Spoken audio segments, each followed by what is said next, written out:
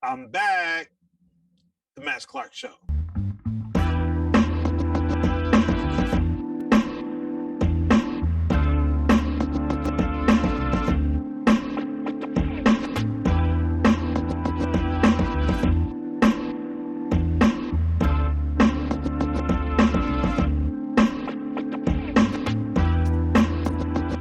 everybody. Welcome to the Matt Clark Show, where we talk about things that matter. Woo! Hey, let me tell you something. If you live in Chicago in the wintertime, if you know, then you know. I think I shoveled about 3 times today. And each time I went out, it looks like I never even shoveled at all. I mean, we was out there shoveling the walkway, the sidewalk in front of the house, dug out both of our cars, which that took forever to do. Man, Chicago winters is no joke. But no matter how long you've been living in Chicago, you could be born and bred in Chicago. Every time that snowstorm hits, we act surprised as if it's the first snowstorm. This ain't nothing new to us. We ain't new to this, we true to this, right? Man, what a day. Everything's canceled, school's canceled. It's just one of those days. I mean, even if things didn't close down, schools and things like that, some schools stayed open, but people wouldn't even made it to school. People wouldn't have made it to work because just trying to get off of the side streets, that was a problem. And check this out. And all my Chicago people, you can relate to this. We actually saw the salt truck driving down the block, which is a rarity. You rarely even see that. Okay.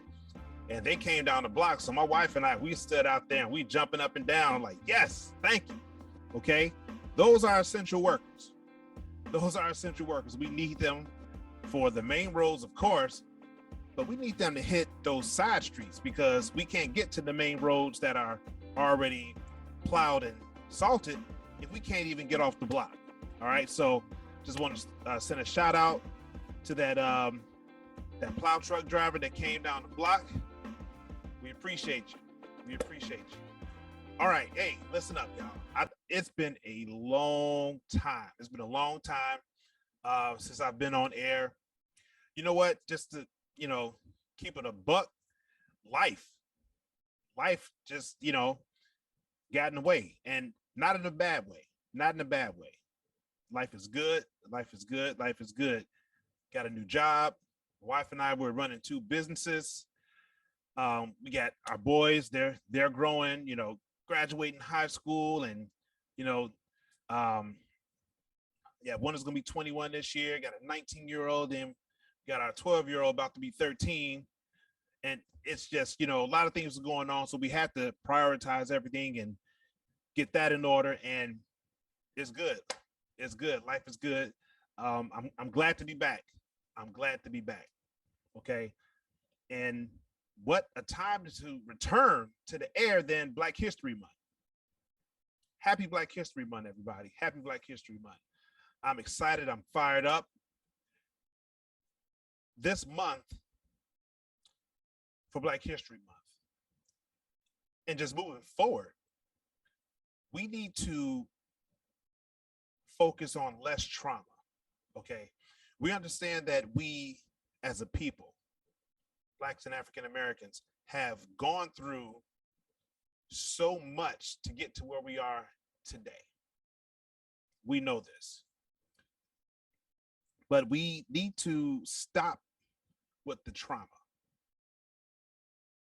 The first thing, people do is they go back to slavery, then we do the civil rights and things like that.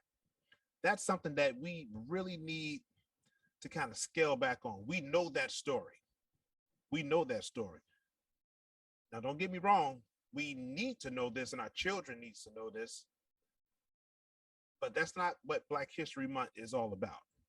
Now, if you look at any other group in this country, when it's time for them to celebrate them, they're not talking about the things that they went through. They're not talking about getting their butts kicked you know, through different episodes in their existence here in the United States, right? Not even talking about just in their own country or other parts of the world.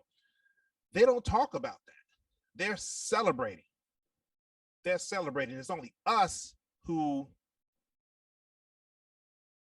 take the time and we look at those episodes in our lives where it was just disastrous for us, just dreadful. And although we need to know those things, we need to focus on what we're doing now, how to move forward, come up with solutions. We need to look at uh, the people who made this country what it is. What it is. We have to understand that through all the trials and tribulations that we went through as a people, just here in this country alone, and what we need to understand as we revisit the past, we undergirded the agricultural, industrial, and economic revolution and stronghold of the United States. It was us. And in that history, let's talk about what we did. Who are the ones who created these revolutions in that aspect? Why is the country the way it is now? Although our ancestors and their descendants, which is us, it's a bit difficult to enjoy the fruits of our ancestors' labor and even our labor today because things aren't as equitable as they may seem. Okay, they're not as equitable as they may seem. So what we need to do is we need to understand our history. We need to know who we are, because guess what? We were told that we didn't have a history. And this is where Carter G. Woodson comes into play in Black History Month. He is the reason for the season. He is the reason for Black History Month.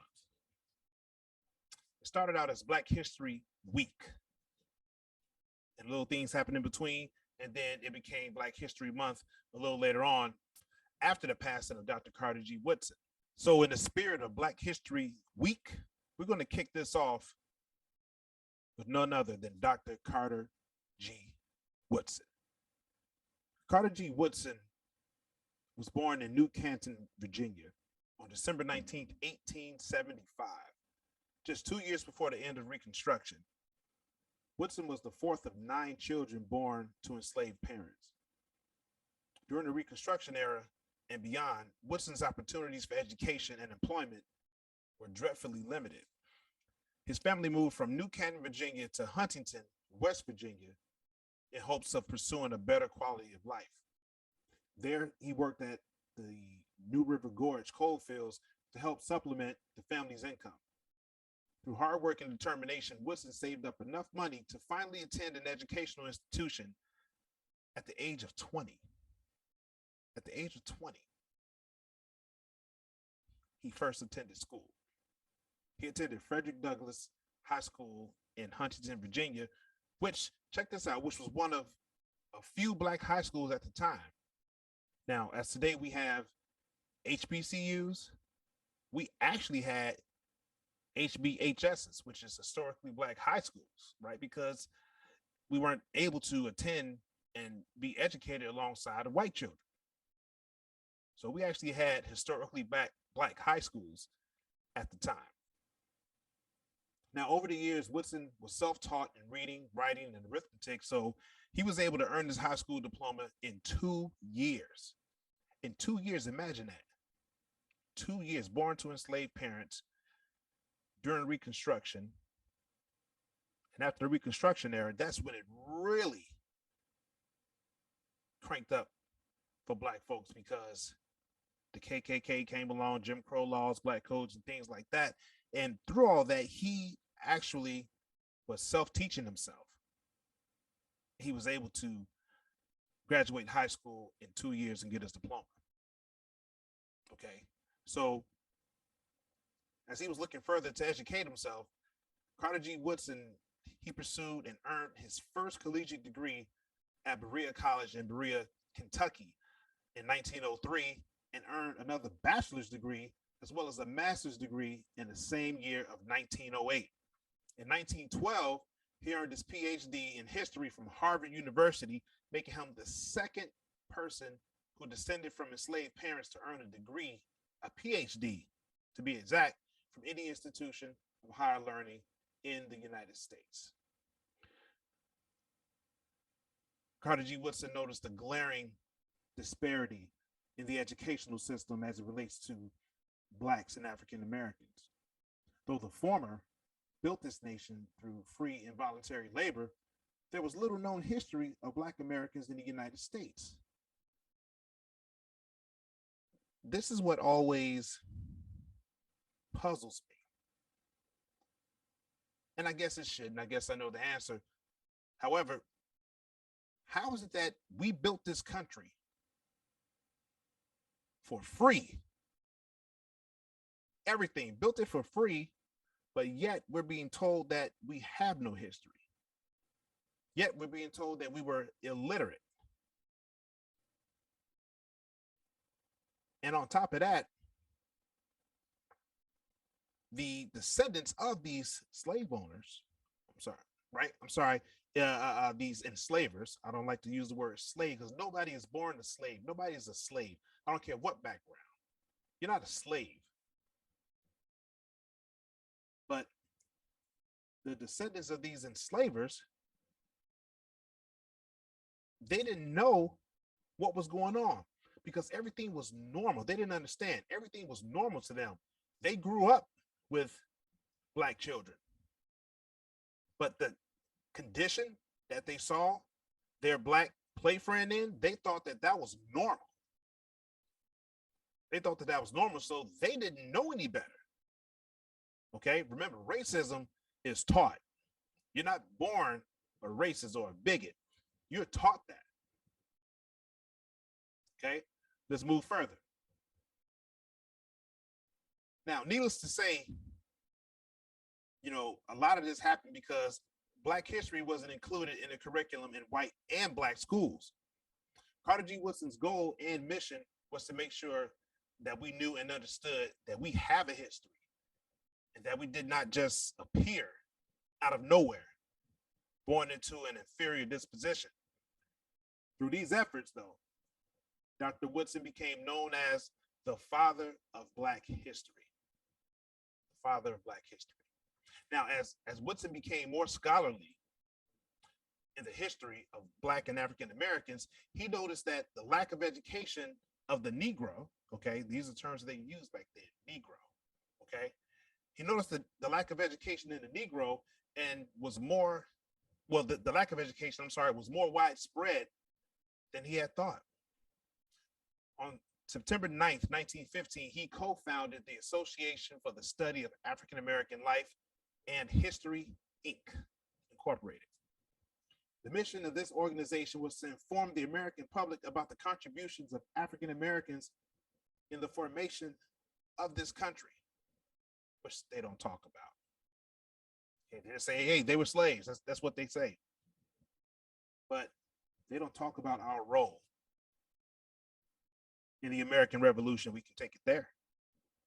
We served and fought in every war in this nation's history. We were there. Okay. Dr. Woodson, he wanted us to know about our history and our culture. And he created Negro History Week, which eventually manifested into Black History Month. This celebration was known as Negro History Week from 1915 until 1976. And in 1976, it was known as Black History Month.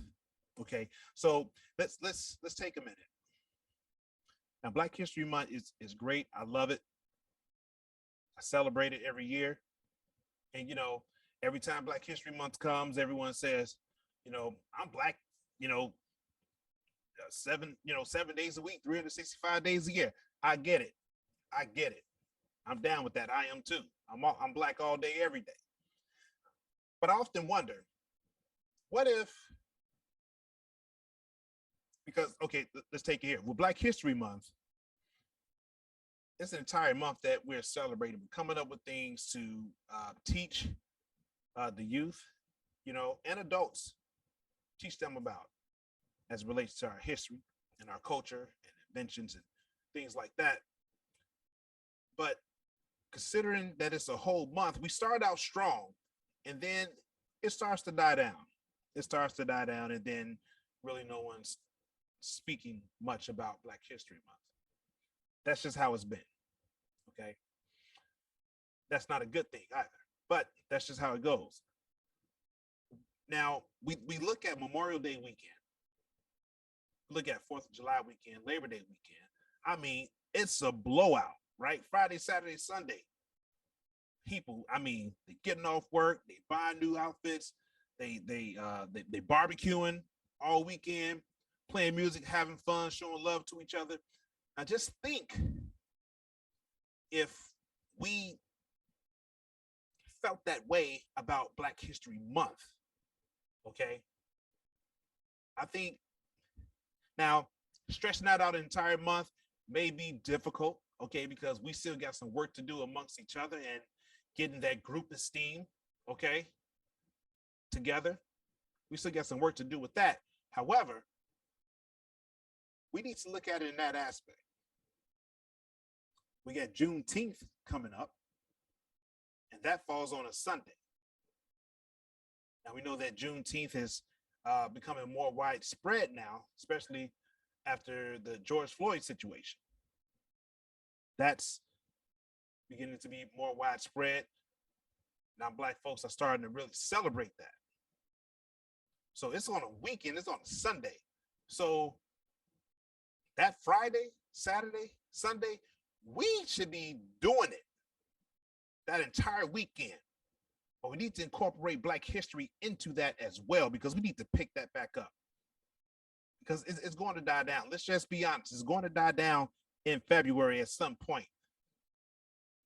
Until we figure out how to keep that momentum going from the beginning of February to the end of February, Juneteenth, that weekend, we need to do it big.